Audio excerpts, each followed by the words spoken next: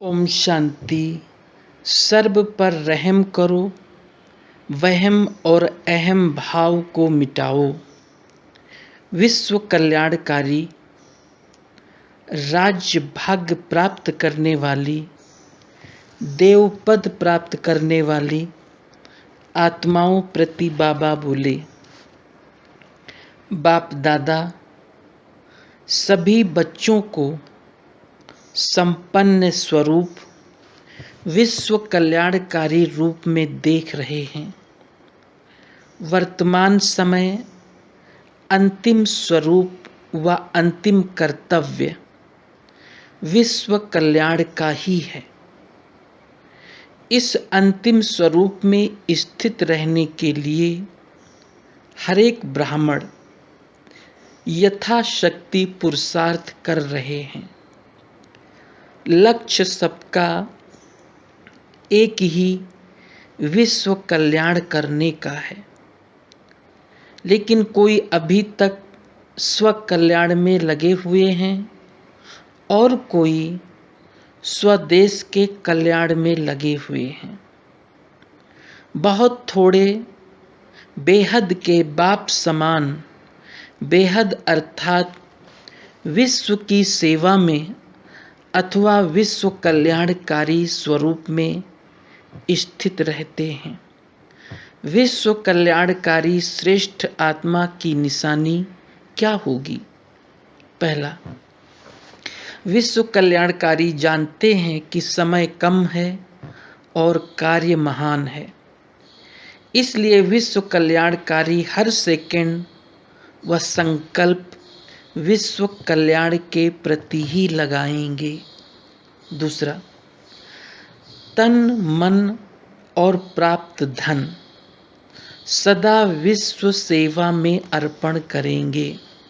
तीसरा, उनके मस्तक और नयनों में सदा विश्व की सर्व आत्माएं स्मृति व दृष्टि में होंगी कि इन अप्राप्त आत्माओं को भी तृप्त आत्मा कैसे बनाएं, भिखारी आत्माओं को संपन्न बनाएं, वंचित हुई आत्माओं को संपर्क और संबंध में कैसे लाएं। दिन रात बाप द्वारा शक्तियों का वरदान लेते हुए सर्व को देने वाले दाता होंगे। चौथा, अथक निरंतर सेवाधारी होंगे। पुराण प्रमाण सेवाधारी नहीं, लेकिन सदा एवर रेडी ऑल राउंड होंगे। पांचवा, ऐसे विश्व कल्याणकारी अर्थात रहम दिल आत्माएं ही कैसी भी अवगुण वाली आत्मा हो, कड़े संस्कार वाली आत्मा हो, कम बुद्धि वाली आत्मा हो, पत्थर बुद्धि हो, सदा ग्लानि करने वाली आत्मा हो, सर्व आत्माओं के प्रति कल्याणकारी अर्थात लाफुल और लवफुल होंगे। लक्ष्य सभी का ऐसा ही है, लेकिन करते क्या हैं? चलते चलते रहम के बदले दो बातों में बदल जाता है। कोई रहम करने के बदले आत्माओं में वहम भाव पैदा कर देते हैं। ये कभी बदल नहीं सकते, ये है ही ऐसे। सब तो राजा बनने वाले नहीं हैं। इस प्रकार के अनेक वहम भाव रहम को समाप्त कर देते हैं। दूसरी बात, रहम भाव के बदले अहम भाव, मैं ही सब कुछ हूँ, ये कुछ नहीं है, यह कुछ नहीं कर सकते, मैं ही सब कुछ कर सकता हूँ। इस प्रकार के अहम भाव अर्थात मैंपन का अभिमान रहम दिल बनने नहीं देता। ये दोनों बातें बेहद के विश्व कल्याणकारी बना नहीं सकती। इसलिए स्व कल्याण व स्वदेश कल्याण तक रह जाते हैं। विश्व कल्याणकारी बनने का सहज साधन जानते भी हो लेकिन समय पर भूल जाते हो। कैसी भी अवगुणधारी आत्मा हो, कैसी भी पतित आत्मा व पुरुषार्थहीन आत्मा, दोनों में से कोई भी हो, अज्ञानी पतित आत्मा हो और ब्राह्मण परिवार की पुरुषार्थहीन आत्मा, दोनों आत्माओं के प्रति विश्व कल्याणकारी अर्थात बेहद की दाता आत्मा, विश्व परिवर्तन अधिकारी आत्मा सदा उन आत्माओं की बुराई व कमजोरियों को कल्याणकारी होने के नाते पहले क्षमा करेंगी। जैसे बेहद का बाप बच्चों को क्षमा करते हैं, किस बात पर? बच्चों की बुराई व कमजोरियों को दिल में ना समाये क्षमा करते हैं। पूज्य देवता भक्तों पर क्षमा करते हैं, तो विश्व कल्याणकारी मास्टर रचता भी हैं, विश्व अधिकारी भी हैं। अर्थात छोटों के आगे बड़ा राजा के समान है, बाप के समान है, पूज्य आत्मा है। इन तीनों संबंध के आधार से बुराई व कमजोरी दिल पर न रख क्षमा करेंगे। उसके बाद ऐसी आत्मा के कल्याण प्रति सदा हर आत्मा के वास्तविक स्वरूप और गुण को सामने रखते हुए महिमा करेंगे। अर्थात उस आत्मा को अपनी महानता की स्मृति दिलाएंगे। किसके बच्चे हो, किस कुल के हो, संगम युग की विशेषता व वरदान क्या है? बाप का कर्तव्य असंभव को भी संभव करने का है। तुम आत्मा आदि काल की राजवंशी हो, अब ब्रह्मावंशी हो, मास्टर सर्वशक्तिवान हो। इस प्रकार की महिमा करेंगे जिससे वो आत्मा गुणों को सुनते हुए स्मृति और समर्थि में आए और कमजोरी को व बुराई को मिटाने की हिम्मत में आए। जैसे आज की दुनिया में राजपूत वंश वाले अपने वंश की स्मृति दिलाते तो कमजोर में भी हिम्मत आ जाती, ऐसे विश्व कल्याणकारी कमजोर आत्मा को भी महिमा से महान बना देंगे। अर्थात अपनी रहम दिल की शक्ति से स्वयं तो उसके अवगुण धारण नहीं करेंगे, लेकिन उसको भी अपने अवगुण विस्मृति कराए समर्थ बना देंगे। ऐसे समर्थ धरनी बनाने के बाद ऐसी आत्मा प्रति थोड़ी सी मेहनत करने से, वहम भाव और अहम भाव न रखने से ऐसी आत्मा भी परिवर्तन हो जाएगी। कभी भी ब्राह्मण परिवार में कमजोर आत्मा को तुम कमजोर हो, तुम कमजोर हो नहीं कहना। नहीं तो जैसे शारीरिक कमजोर आत्मा अगर डॉक्टर द्वारा सुने कि मैं तो मरने वाली हूँ तो हार्ट फेल हो जाएगा। ऐसे आप सब भी मास्टर अथॉरिटी हो, श्रेष्ठ आत्माएं हो, विश्व परिवर्तक हो। आप लोगों के मुख से सदैव हर आत्मा के प्रति शुभ बोल निकलने चाहिए, दिल शिकस्त बनाने वाले नहीं। दिल शिकस्त बनना भी हार्ट फेल होना है। चाहे कितना भी कमजोर हो, उसको इशारा भी देना हो, शिक्षा भी देनी हो, तो पहले समर्थ बनाकर फिर शिक्षा दो। पहले उनकी विशेषताओं की महिमा करो, फिर उसको आगे के लिए और भी श्रेष्ठ आत्मा बनने का साधन कमजोरी पर अटेंशन रीति से दिलाओ। पहले धरनी पर हिम्मत और उल्लास का हल चलाओ, फिर बीज डालो तो सहज ही बीज का फल निकलेगा।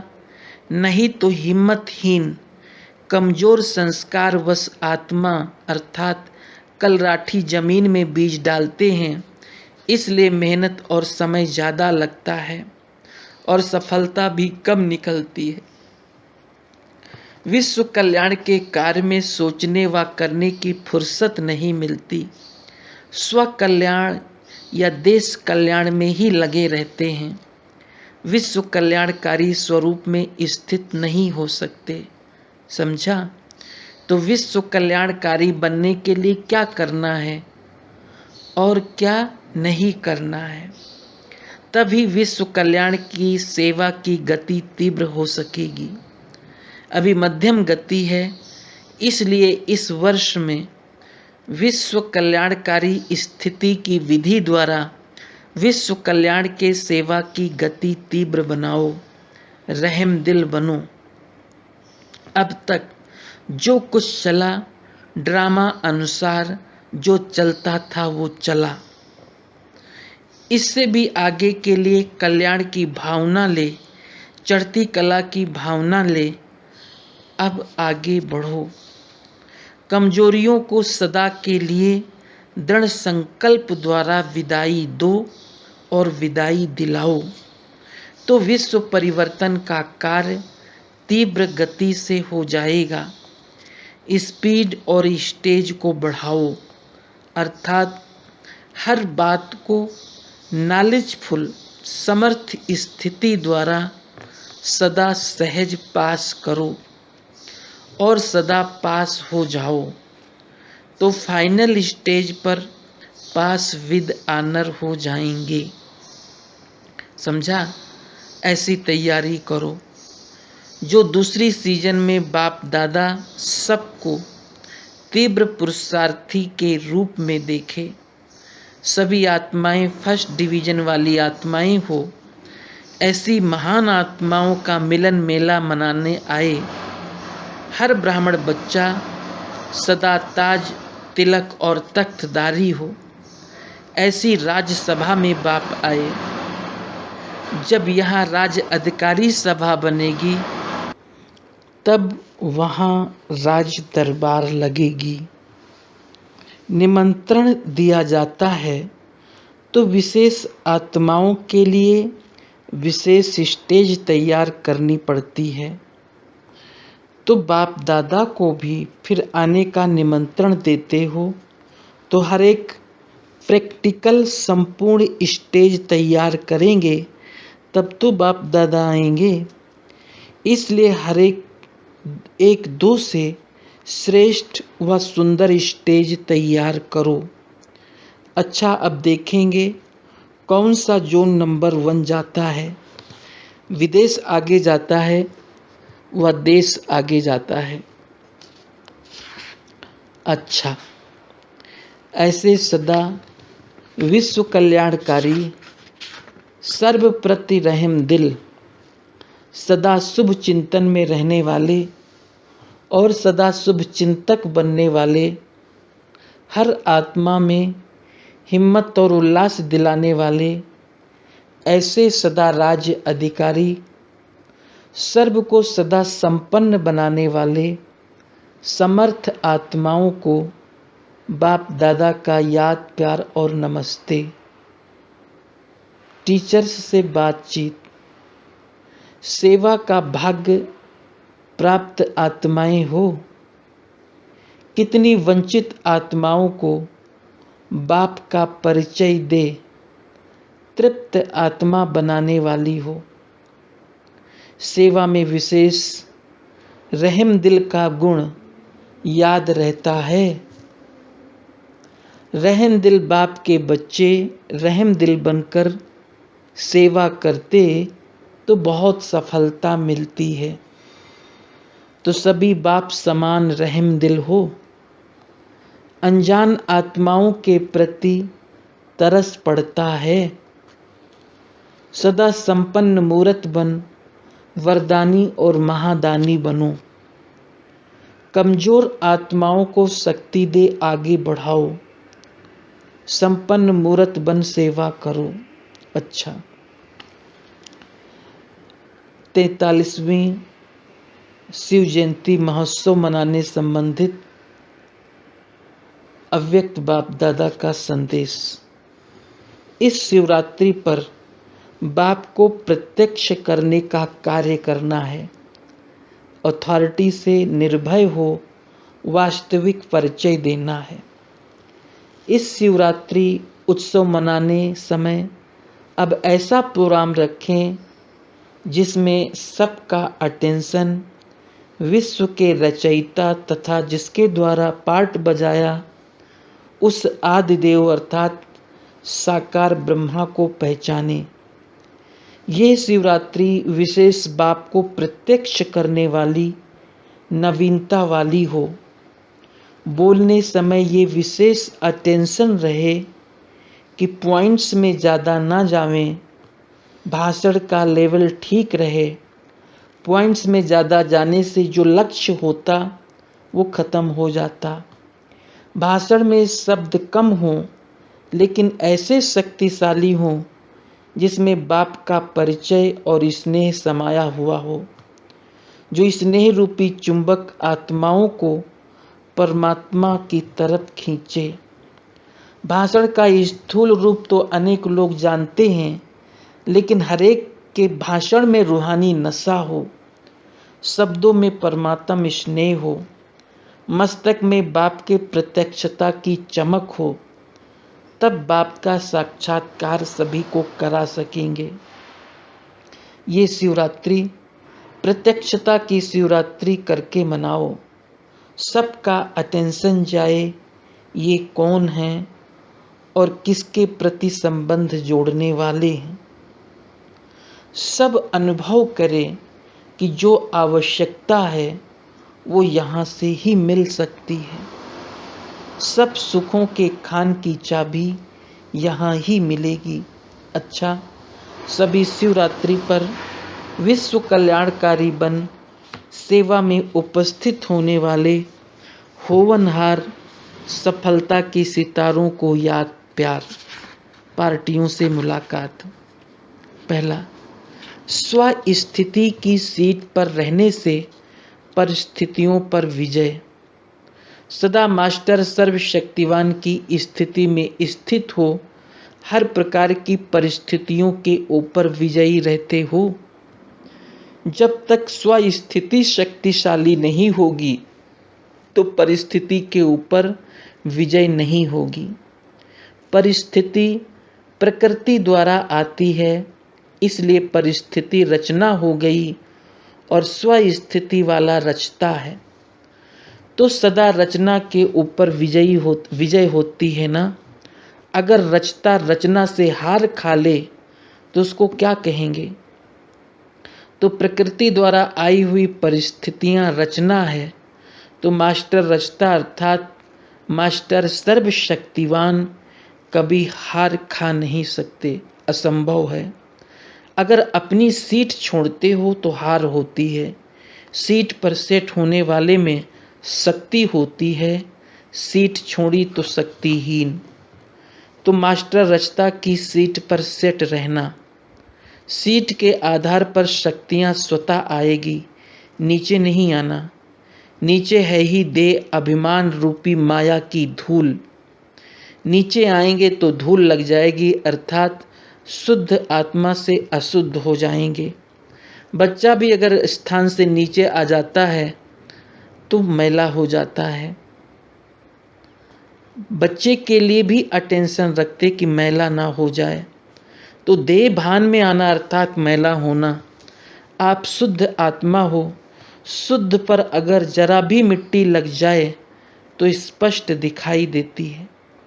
जरा भी देह अभिमान की मैल आप शुद्ध आत्माओं में स्पष्ट दिखाई देगी। बार बार देह भान में आना अर्थात मिट्टी में खेलना व मिट्टी खाना, ऐसे तो नहीं होना। कभी पिछले संस्कार तो नहीं आ जाते। जब मरजीवा हो गए तो पिछला खत्म हुआ। मरजीवा अर्थात ब्राह्मण जीवन। ब्राह्मण कभी मिट्टी से नहीं खेलेंगे, ये तो शूद्रपन की बातें हैं। तो सदा बाप की याद की गोदी में रहो। याद ही याद है। लाडले बच्चों को माँ बाप गोद में रखते हैं, मिट्टी में नहीं जाने देते। तो आप लाडले बच्चे हो ना, तो मिट्टी में नहीं खेल सकते। रत्नों से खेलते रहो। मिट्टी में खेलने वाले बाप के बच्चे हो नहीं सकते। रॉयल बाप के बच्चे मिट्टी से नहीं खेलते। तो सबसे बड़े ते बड़े बाप के बच्चे सदा ज्ञान रत्नों से खेलने वाली श्रेष्ठ आत्माएं हो। कैसी भी परिस्थिति हो, लेकिन सदा बाप का साथ स्मृति रहे तो माया जीत बाप को साथी बनाने से विजयी रतन हो जाएंगे। बाप का साथ याद रहे तो सदा खुश और निर्विघ्न रहेंगे। एक से डबल बन गए तो सदा महावीर रहेंगे, निर्भय रहेंगे। बाप का साथ होने से माया जीत बन जाएंगे। प्राण प्यारे अव्यक्त बाप दादा की व्यक्तिगत मुलाकात, बिहार, बंगाल जोन, उड़ीसा। जितना वृद्धि को पाते जाएं, उतना सेवा का इनाम मिलता है। जो जिन आत्माओं को बाप का परिचय देने के निमित्त बनते हैं, उतना ही अभी भी खुशी की प्राप्ति होती है और भविष्य में भी राजपद की प्राप्ति होती है। वर्तमान और भविष्य दोनों ही काल श्रेष्ठ बन जाते हैं। ऐसा श्रेष्ठ कार्य जिससे दोनों काल श्रेष्ठ हो जाएं तो कितना करना चाहिए। लौकिक में भी किसी कार्य में फायदा अधिक होता है तो दिन रात लग जाते हैं। ये तो सबसे श्रेष्ठ बिजनेस है। 21 जन्म के लिए सौदा करते हो, इस सीजन में इतना जमा कर लेते हो जो फिर आराम से खाते रहेंगे। कितनी बड़ी लॉटरी मिलती है। एक जन्म की थोड़ी मेहनत और अनेक जन्म खाते रहेंगे। वो हद की लॉटरी होती है, उसमें एक डालते तो लाख की लॉटरी लग सकती है, लेकिन ये तो बेहद की अविनाशी लॉटरी है। घर बैठे इतनी से श्रेष्ठ प्राप्ति है। घर बैठे भगवान मिल गया ना, तो अपनी भाग्य की सदा महिमा करते रहो। सदा मन में अपने भाग्य के गीत गाते हुए खुश रहो। अगर कहीं भी लगाव होगा, मोह होगा, तो दुख की लहर आएगी। कभी दुख होता है, बाप जन्म जन्मांतर के लिए रोना बंद कराते हैं। दुख होगा तो रोएंगे, दुखी नहीं होगा तो रोना बंद। सब सुखदाता के बच्चे मास्टर बन गए तो दुख आ नहीं सकता। दुख का दरवाजा बंद, स्वर्ग अर्थात सुख का दरवाजा खुल गया। स्वर्ग की टिकट ले ली है। सदा खुशी में नाचते रहो। खुशी होगी तो दूसरे भी आपको देखकर खुश होंगे और बाप के समीप आएंगे। आपकी खुशी बाप का परिचय देगी।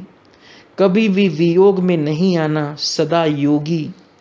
संगम युग पर विशेष प्राप्ति बाप से मिलन मनाने की है। सदा मिलन मनाने वाले ऐसे खुशी में रहो। अच्छा, दूसरा, सदा अपने को महावीर अर्थात सदा ज्ञान के शस्त्रधारी अनुभव करते हो। महावीर को सदा शस्त्र दिखाते हैं, वो है विजय की निशानी।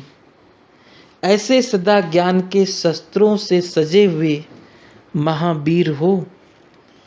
शस्त्रों को समय पर काम में लगाते हो, बस समय पर कार्य नहीं करते। ऐसे भी होता है, चीज़ें सब होती है लेकिन समय पर याद नहीं रहता। तो जैसी परिस्थिति वैसे ज्ञान के शस्त्र द्वारा महावीर बन माया जीत बन जाते हो। कितने समय में विजयी होते हैं?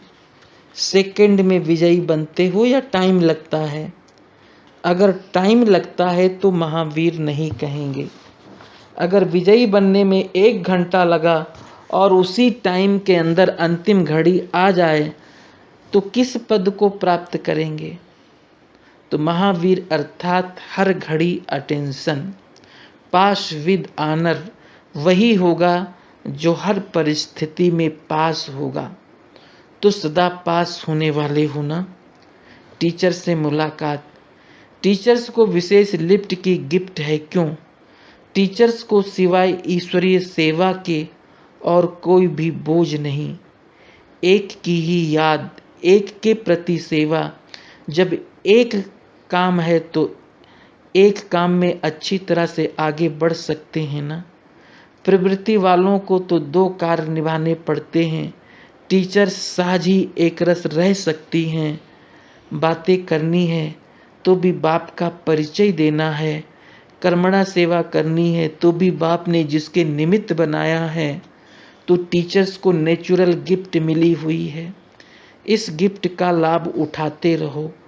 टीचर्स अर्थात डबल लाइट, निमित्त बनकर चलना अर्थात डबल लाइट रहना।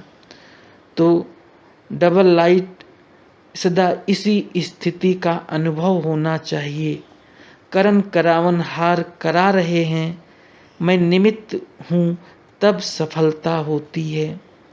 मैंपन आना अर्थात माया का गेट खुलना। निमित्त समझा अर्थात माया का गेट बंद। निमित्त समझने से माया जीत भी बन जाते, डबल लाइट भी बन जाते और सफलता भी मिल जाती। तो टीचर्स को ये लिफ्ट है, जितना लाभ उठाना चाहो उतना उठा सकते हो। तो टीचर्स को चेक करना चाहिए हमारा नंबर क्या है। अच्छा, ओम शांति।